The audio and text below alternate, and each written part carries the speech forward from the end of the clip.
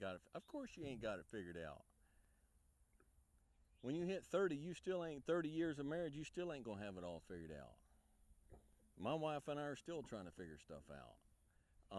And we just take it as it comes, and we learn and we mature and we grow, and it takes time. But you'll not get there if you quit. Fellas, you'll not get there if you quit. If you just say, forget it. You know, I can't be the man that I wanted to be. Well, of course you're not right now. You will not be the man that you want to be until you grow into it. You have to grow into it. So the whole point of this video is just to encourage you, chill out, man. Just chill. You guys that are contacting me and saying, man, I don't. That's a problem. You know, I got a degree and I just lost this job. Listen, and I'm not making light of it, okay? Let me just put it in perspective, all right? I've got 5 grandbabies. Now, one of those grandbabies is, let's say that grandbaby is 14 months old and they're learning to walk, okay? And so they're just in a diaper. You've seen it, you know, they're just in a diaper and they're going across the kitchen floor to mama, and they're kind of weaving a little bit, and their little fat feet and their little fat thighs are just kind of thunk, thunk, thunk, and all of a sudden they're like, oh, and they got the bubble butt out here, the bubble tubby tummy out here, and they got the big old diaper in the back, so they're not balanced, all right? And so they lose their balance. Stuff and they're like that is just a toy. Bam, and they fall down and land flat on their butt. That one especially, that's just a toy. And they look shocked and they look surprised, and then their face screws up and they start crying bloody just a murder. regular 9. That's the worst thing that has ever happened to them in their life. On it. It's like just regular old like a disaster Glock 43 of apocalyptic proportions. I think that's what it is. Because it's all Small, they've ever known. Single stack. And you've just gone through a breakup. Holds like 10. And it's the worst thing you've ever been through. Nothing too crazy. No specialty needed. Self-defense only. Proportions. Then you got your apocalyptic weapons. You know when shit hits the fan. To develop worse, and to turn around and I got look some at of those that too. in relation to the realities of a long life well lived. And one day you're going to try and look back and you're going to say, that really wasn't such a disaster.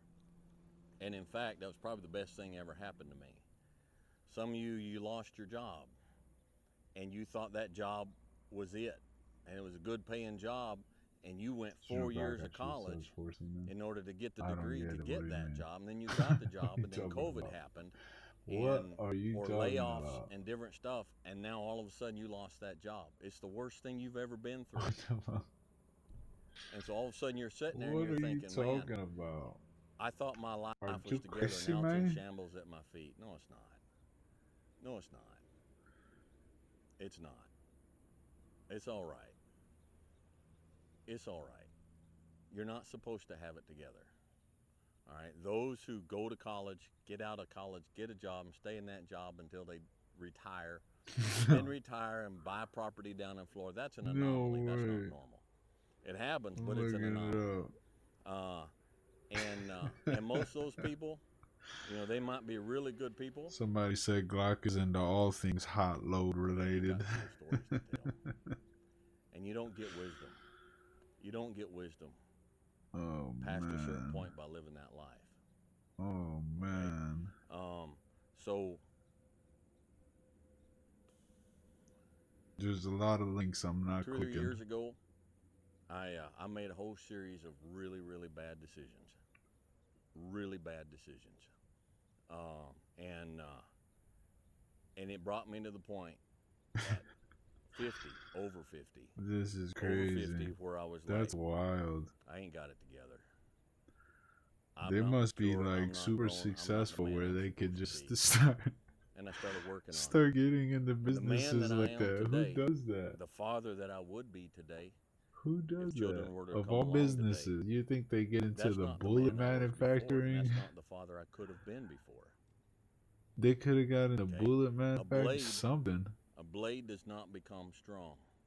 Ammunition. It does not become tempered until it's been through the fire. They could have gotten into sights several times. all kind of gun And parts. this is Big just your sided first or to second time through the fire. And there's a lot of sell hammer horse work semen. that has to take place. And then you're going to have to go back in the forge again. And it's hot. Oh, and it melts you down. where and is the world gone? And then life is going to pull you out, and it's going to put you on the anvil, and it's going to hammer on you some more. And you're going to say, "What? Am I done yet? Ooh, that's funny. Am I a sword for the ages?" No. No, you're not. You're not done yet. All right? That's so pretty funny, man. Chill. Thanks for sharing. Just chill. Continue to have fun. Now, by fun, I'm not recommending you go out, drink your brains out at the bar and do something stupid, but my goodness, go hunting, go fishing, get a mountain bike, go hiking, go to the gym, go hang out around a barbecue fire with friends and just act silly and act goofy and be your age. Be your age and just embrace the process. And don't look for what you are supposed to be fully, completely polished, sharpened, edged, tempered at 26 or 36, at 46. You've got a lot more forge time left. You've got a lot more hammer blows left, and it takes time.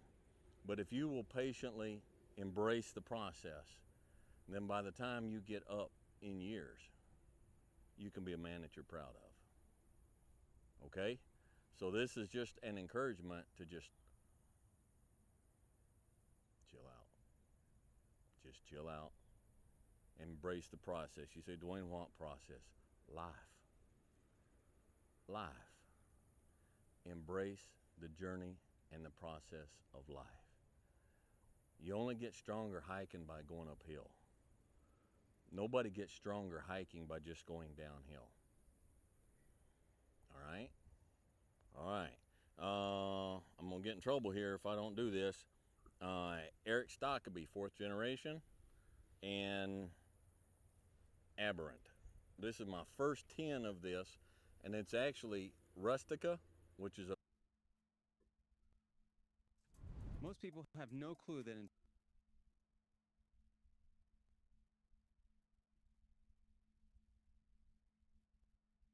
What up, Philly? My name is T Sleeveless. The number one hardest thing we all have to do as humans in this world is be subjected to the evil and remain good despite the bullshit we go through. I'm a mental health poet. That's what we doing to double here, tap man. on the last two poets. Mental health is everything. It don't matter what situation you're in. You can That's have why we're here. We're gonna try to make the world a little less shitty, one person at a time. If your head is not on straight, nothing else matters, dog. So tonight, I write a lot of mental health poetry. Tonight, I wrote a piece for the men. As a man myself, I was subjected to a lot of like emotional brutality just growing up. And the hardest realization I came to is that nobody really gives a shit. So this is just a piece for the men. This is called Teach a Boy to Cry.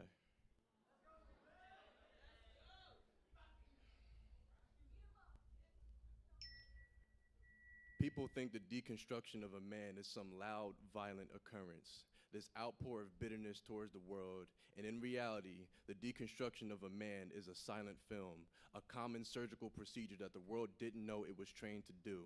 The breaking of a boy is the world's quietest natural disaster.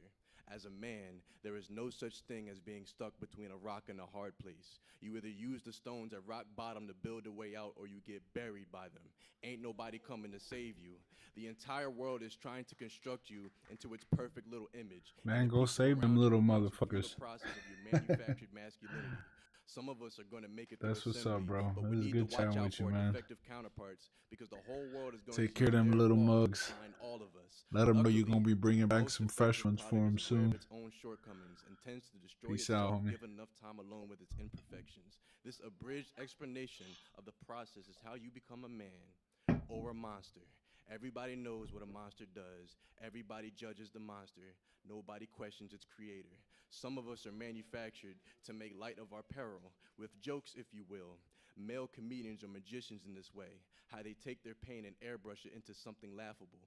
Hee hee ha ha, joke about a failed suicide. The crowd laughs, the curtains close, the comedian drinks all the way home. A man's tears are just funny that way. How they have to be translated to be accepted, how they have to be transcribed into an art form to be worthy of observation, how you have to bleed artistically to become a worthy topic of conversation.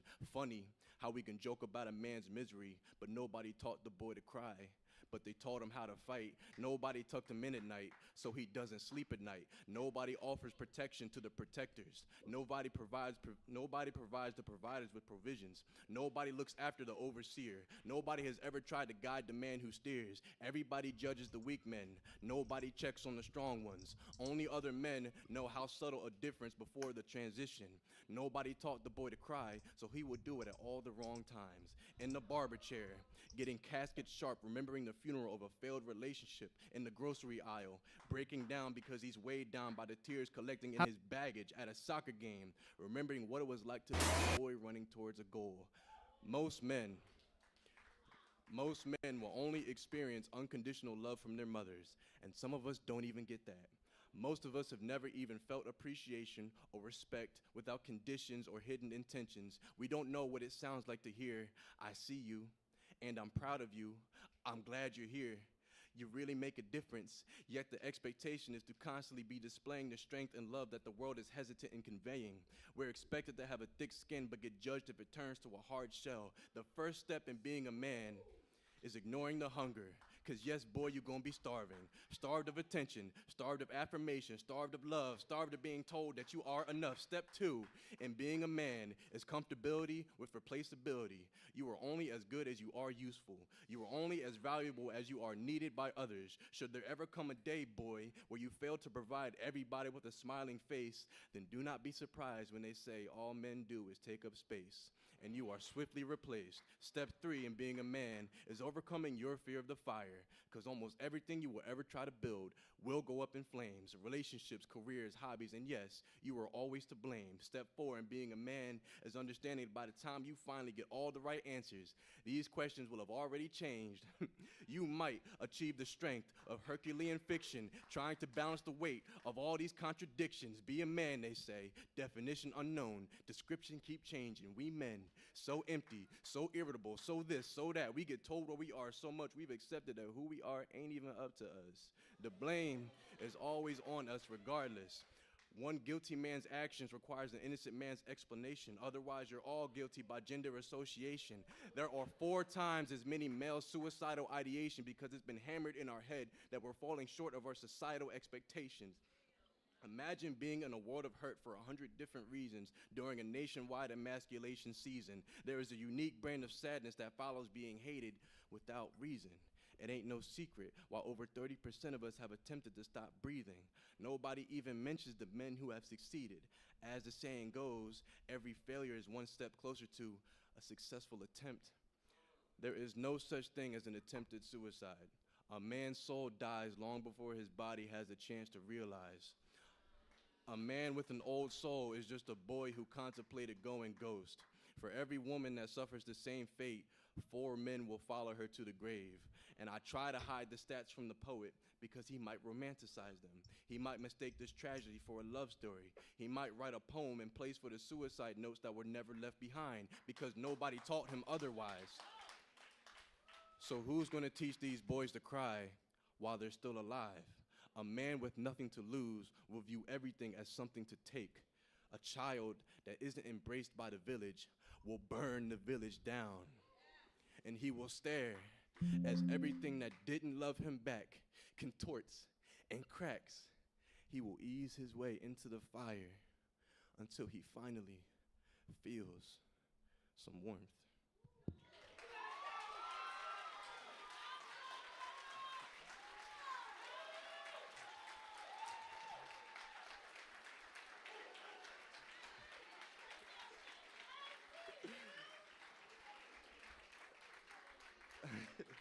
Hey, man, I'm just happy to be here.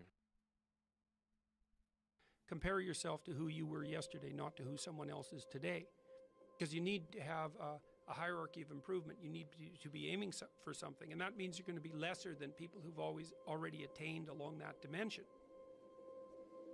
so the question is, who should you defeat in the final analysis? And the answer is, you should defeat your former self. You should be constantly trying to do that. And you're the right control for yourself too, because you're the one who's had all your advantages and disadvantages. And so if you want to compete fairly with someone, then you should be competing with you. If you're improving yourself, then what you are doing is competing with your lesser self. And then you might also ask, well, what is that lesser self? And that lesser self would be resentful and bitter and aggressive and vengeance-seeking and all of those things that go along with having a negative moral character. And those are things that interfere with your ability to progress as you move forward through life. So it's very necessary to understand that this is why, I've been stressing this idea of personal responsibility. It's like, well, personal responsibility is to compete with yourself, is to be slightly better than yourself the next day. And it better in some way that you can actually manage, and that's humility. Like, well, I'm a flawed person, I've got all my problems. Could I be as good as person X? It's like not the right question. The right question is, could you be slightly better tomorrow than your currently flawed self? And the answer to that is, if you have enough humility to set the bar properly low, then you could be better tomorrow than you are today. And you might say, well, what's the right way of being in the world, if there is such a thing? And it's not acting according to a set of rules. It's attempting continually to transcend the flawed thing that you currently are. And what's so interesting about that is that the meaning in life is to be found in that pursuit.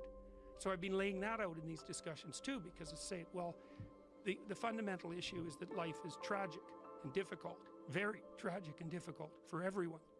And it's also tainted by malevolence, because no matter how things are tragic and difficult, but there's always some stupid thing that you could do or someone else could do that could make it even worse than it has to be. So that's life. And you need an antidote to that, because that can embitter you.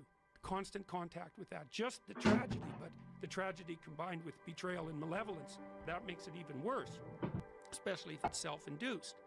Okay, so you need something to set against that so you don't get bitter and resentful. Well, what do you set against that? Doing something worthwhile. By your own definition, say. You need some reason to get the hell out of bed on a terrible day because you've got something good to do. Well, what's the best thing you can do? Transcend your current wretched and miserable self. There's meaning to be found in that, and that's a meaning that's associated with responsibility. One of the things that I've been trying to lay out clearly is that life is hard. It's tainted by malevolence and betrayal. That can make you bitter. You need a meaning to offset that. Where's the meaning to be found? Not in rights, not in impulsive pleasure, but in responsibility. You take responsibility for yourself, so you take care of yourself. If you're good at it, you have some excess left over to take care of your damn family. If you're good at both of those, then you have some excess left over to take care of your community. Those are heavy burdens. You pick up the burdens, you find that's meaningful. The best way to pick up the burden is to continually improve yourself, and that's where the meaning is to be found. And so that meaning is in the continual self-transcendence. That's letting your old self die and the new self be reborn. Even if things are going really well for you now, there's going to be a time in the future where things are rough. You're going to be ill, family member's going to be ill, a dream is going to fall apart, you're going to be uncertain about your employment status. Like the flood is coming, right? The apocalypse is coming. It's always the case in life. And you have to be prepared for it. And the question is how to prepare for it. And the answer to that is to find a way of being that works even under the direst of circumstances. You've got the possibility to slowly raise yourself out of the mire. You've got the possibility to do just what the fighter does when he's defeated, which is to say, well, regardless of the circumstances that might have led to my defeat, like even if there were errors on the part of the referee, this is no time to whine about it. This is a time to take stock of what I did wrong so that I could improve it into the future. And that's the right attitude. The point is, your best strategic position is, how am I insufficient and how can I rectify that? That's what you've got. And the thing is, you are insufficient and you could rectify it. Both of those are within your grasp if you aim low enough. And I don't mean don't aim, and I don't mean don't aim up, but you have to accept the fact that you can set yourself a goal that you can attain, and there's not going to be much glory in it to begin with. Because if you're not in very good shape, the goal that you could attain tomorrow isn't very glorious. But it's a hell of a lot better than nothing, and it beats the hell out of bitterness, and it's way better than blaming someone else. It's way less dangerous. And you could do it. And what's cool about it, it's one step on a very long journey. And it starts to compound on you. So a small step today puts you in a position to take a slightly bigger step the next day, and then that puts you in a position to take a slightly bigger step the next day. And you do that for 2 or 3 years, man, you're starting to stride. I don't know how many people have come and told me. It's so strange. They said, well, I started making my bed and that made all the difference. It's like, well, yeah, you decided to aim up, man. And the first concrete instantiation of that was that you made your bed. And you think, well, that's nothing heroic. It's like, no, but aiming up is heroic. That's something. And then lowering yourself to the point where you're not above the mess in your room. You know, you're not superordinate to that. You lower yourself so that you straighten up. You're grateful for what you have right in front of you, and you take care of it and you put it in order. It's like all of a sudden things start to get better. And one of the reasons that audiences are responding to what I've been saying in my lectures and what I've been writing about is that I don't tell people that they're okay the way they are. No, I say, no, you could be way more than you are. And they're relieved about that, you see, because... So you are not okay the way that you are.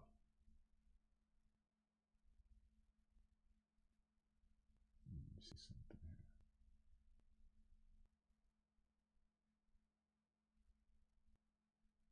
here. Yeah. So, what's the point, right? Point is, growth is the most important thing that a person can do. So you are not okay the way you are. Now let me rephrase that. The best possible person you can be is the person that is constantly looking on how to become and grow as a person.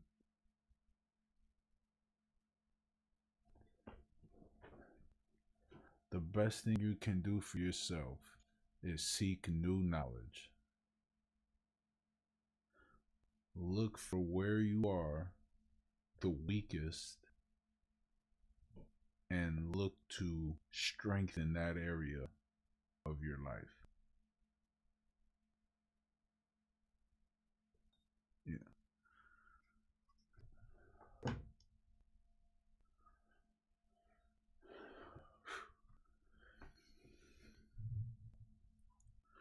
You know, so what are we gonna do? Just walk around every single day as if everything's perfect and peachy when there's so much money out there in the world to be made, when there's so much growth out there to be had? We can do so much with our lives, and most of the time we just spend it doing nothing. Doing absolutely nothing. Hanging out. You know what I mean? Like, what are we doing? Where's the growth? Where's the growth? If today was a good day, if today you weren't challenged, then it was a bad day. In my opinion, we should always be challenging ourselves, and we should always be looking for something to push us past the person that we were yesterday. Simply existing and simply getting by.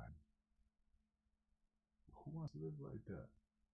I think most of the time people are afraid that they cannot succeed, and that's why they don't try. But you can succeed. We all can succeed. It begins in the mind. It begins as a mind state and a mind frame. You know? First you have to accept the reality that you are enough to succeed before you can actually succeed. If you don't accept the fact that you can succeed, you're not going to. The person who believes they can and the person who believes they can't are both correct. Let me say that again. The person who believes they can and the person who believes they can't are both correct. You know, that's a big old fact.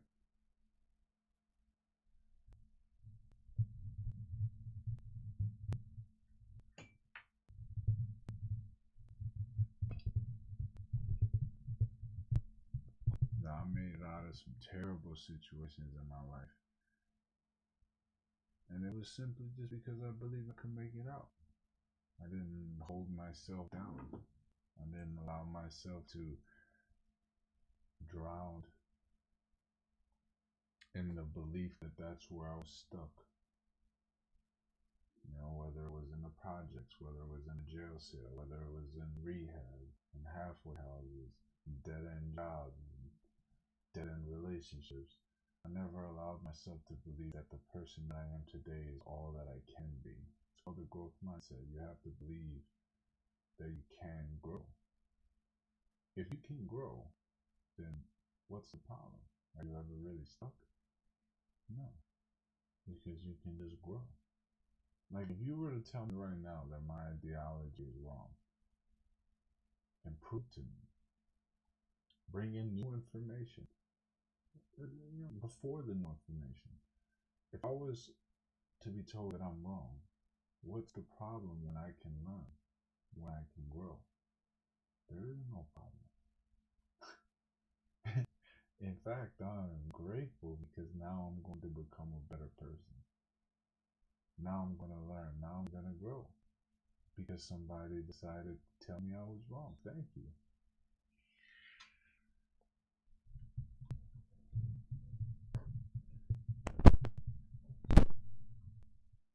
I mean, the absolute best thing a person can do for me is tell me that I'm wrong. Without a doubt, I'm going to wind up growing from it. This TV just needs to be off. Is that the case? Because this blue is just wild. Where my remote go? Can you get out the way, fat boy? Maybe you just want to be on camera? Is that what it is? Yeah, you in it now. You happy?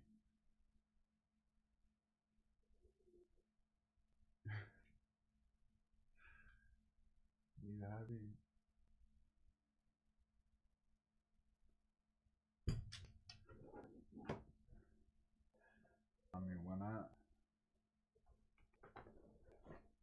I mean, what can we do? Everything is achievable. Everything is achievable. Well, what is it you want to do? You know, you have to write out your goals. You have to write out your purpose. You gotta you gotta write your life out on paper so you can see it. And then you can bring it into fruition. You can't just be out here trying to wing it. If you're young and that's what you're doing, then by all means, keep doing it. Even if it's working for you, good for you. I ain't talking to you then.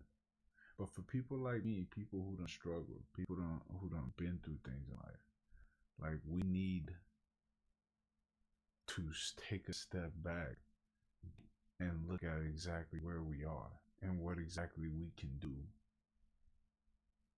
You know, like, where's our space? Where's our movement? What are you doing? So many times we're constricted. Like, if you don't have a budget, like a written out budget, what are you doing? Uh-oh, he's on a move. I kind of like this view a little bit. Come back to reality.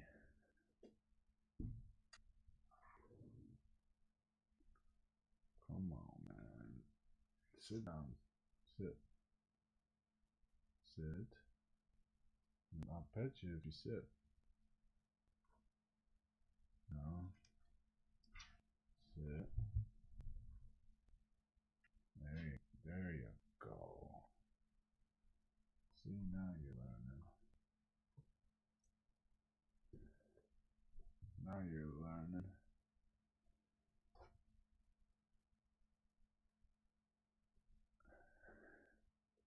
Now you're learning. Oh, he's on the move.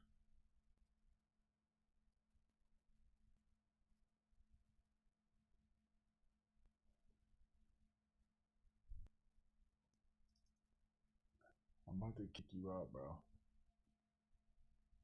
Come on, bro. soft landing.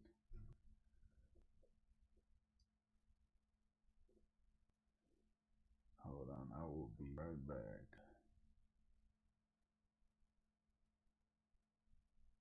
If you're in a dark and terrible place and someone says you're okay the way you are, then you don't know what to do about that. It's like, no, I'm not. I'm having a terrible time and I'm hopeless. You're okay the way you are. Well, then what? That's it? That's where I am? And what do you want to tell a young person? You're 17. You're okay the way you are. It's like, no, you're not. You got 60 years to be better. And you could be way better. You could be incomparably better across multiple dimensions. And in pursuing that better, that's where you'll find the meaning in your life. And that will give you the antidote to the suffering. This is the trick, though.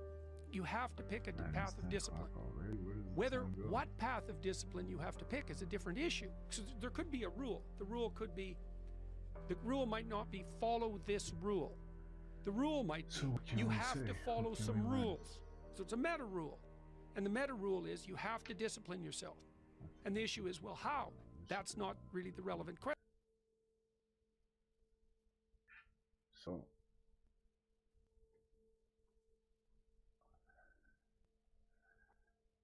I mean, chase your dreams. Take full advantage. Take full advantage of everything you want and need. Take full advantage of what's right in front of you. So many people be caught up in this. I want to be here. Everybody wants to be somewhere else. And that's a big part of the problem. Right now, there's a million opportunities that surround us every day that we ignore. Most of the time because we want what we can't have. But there are a million opportunities that surround us every single day. We need to learn to take advantage of those opportunities. Sometimes it's that simple. Sometimes that's all we need is a reminder to take advantage of what's right in front of us. I got an aunt that worked at Wendy's her whole life. But guess what? She took positions, promotions, so she basically owned a home, raised kids successfully, most of them, can't control them all, on Wendy's salary. Amazing. How's about to be paid off? Like, if you take advantage of, I'm not saying you can do that as a line cook, right? But I'm saying you take advantage of the opportunities that surround us every single day. So you start at the line cook, but then you take promotions. And that's just anywhere, a factory job. You start on the line and take promotions. But you have to put yourself out there and you have to be willing to take the losses that come with it, sacrifice the time that comes with it. You don't need a degree to make money. You don't need a degree to make money. I'm sorry to tell you, you don't need a degree to make money. That's just a fact. So many jobs are looking for people that are just willing to listen and learn and take constructive criticism without being triggered or offended. Ask yourself, can you take criticism without being offended? Can I tell you right now that your strongest belief is wrong, and you take that without being offended? Because I promise you, statistics are against you. More than likely, you will be offended. And it's not to say that you're wrong for being offended. You just need to learn how to control yourself. Take in the new information. Take it in as if it's true. Run it through your mind before you get offended, like before you react in a defensive manner, right? We get offended, then we get defensive. Before you get defensive, listen. Say, maybe this person is right. Maybe this person knows what they're talking about. Give that person the opportunity to change your life. Now, I'm not saying go find a local bum on the street and ask them for life's advice. But if somebody who's in a better position than you in any area in life that you want to be better in, and they give you advice, listen. Don't just say, oh, they don't understand. Oh, they don't know what it's like. No, listen. Take the advice. I help a lot of people out. And a lot of times I'm fighting people's ego. I mean, I could tell them the grass in my fucking yard is green and they'll fight me about it. You have to learn to take the criticism. That's the biggest problem with most people these days is they don't know how to take the criticism. Learn to take it. Especially when it's constructive. Especially when it isn't. If somebody points out something that I'm doing wrong, I am grateful. Because guess what? You're making me better. You're pointing out something that clearly I didn't see. And now I can take full on approach, an all out war against this area of my life that apparently I've been wrong in for so long. And guess what? I won't be wrong for much longer because I promise you, I'm going to change. I'm going to learn. I'm going to grow. I'm going to make a difference now in that area. So thank you for telling me I'm wrong. What else am I wrong in? What else?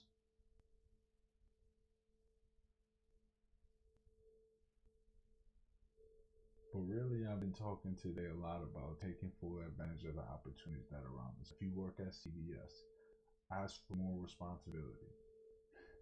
It's that simple. No matter where you work, ask for more responsibility. I would highly recommend you look at small businesses. Look for small companies that are hiring. Look for small businesses. Those are the best route you could take. Best route you could take. But ask, can I have more responsibility? See, most of the time we want the money without the pay. I mean, most of the time we want the money without putting in the work. And the truth is, that ain't the way it is. You gotta put in the work before you get the pay.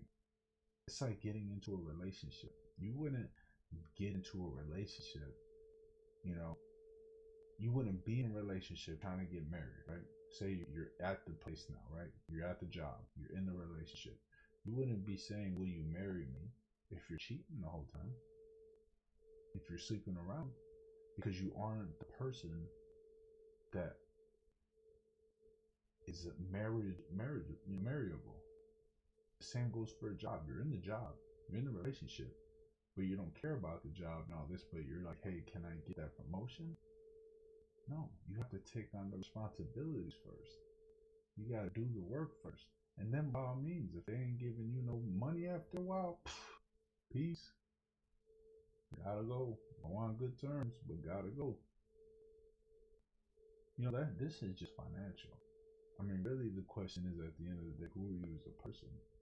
Where is your growth at as a person? Are you choosing growth every single day? That's what it boils down to. Do you know in the bottom of your heart that no matter what situation you're in, you can change and you can grow?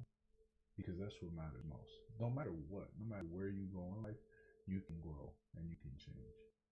And I feel like that's the lesson that we should all just die by. We can and we will change and grow and become better. Much love, man. Peace out. Everybody stay blessed and God bless.